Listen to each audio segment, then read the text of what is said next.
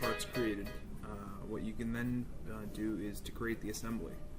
So to start the assembly, you want to start a new part file, and you want to start with the standard.iam. That right there is the one you want. The weldment is for structural supports where you're going to actually constrain things using welds.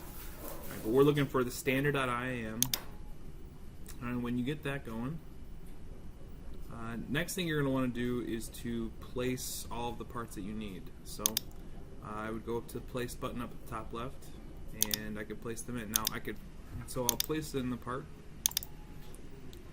and right click, hit OK, and then I can go ahead and start placing other ones. So if I hit place, and grab some of these other ones and place them in as I need, as I see fit.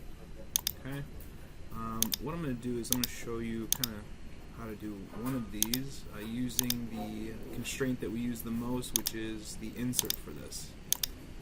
Okay. So what I'm going to do is I'm going to take this axle peg, put it into the wheel, and then put the wheel into my train car piece. Okay, and you're going to use this insert constraint for most everything else, pretty much. So once you have all the parts in, you'll see them updated in the browser on the left side.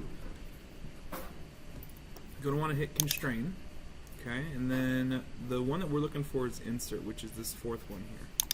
When you click on insert, what it'll do is it will take basically like nuts and bolts and put them inside of holes.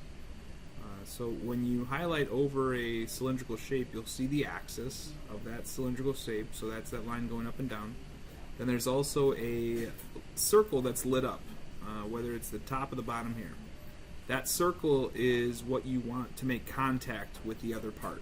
So, for example, if I want this axle to go in the wheel, I'm going to want that circle there to be in contact with the wheel. So I'll click on it with that circle highlighted, and then I will rotate and come over here to my wheel.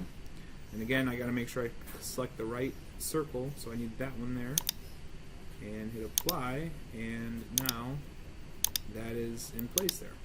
Okay. Now, one thing I forgot to do was to lock in the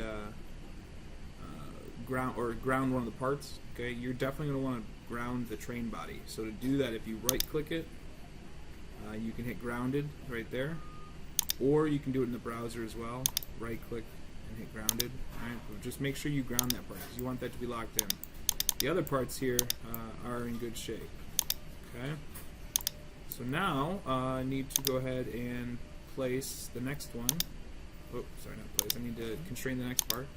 So hit constraint, go back to insert. I need this cylindrical shape. I need that wheel right there, that circle, to contact that circle there. Hit apply, and we're in business. Okay. And so that's how you do the insert command.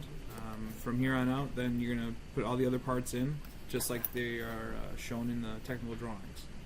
Okay, and then once you have all the parts created, or I'm sorry, once you have all the parts assembled, make sure you save it and save the assembly. So I'll call this train video. Alright, so that's how you create the assembly using the insert constraint.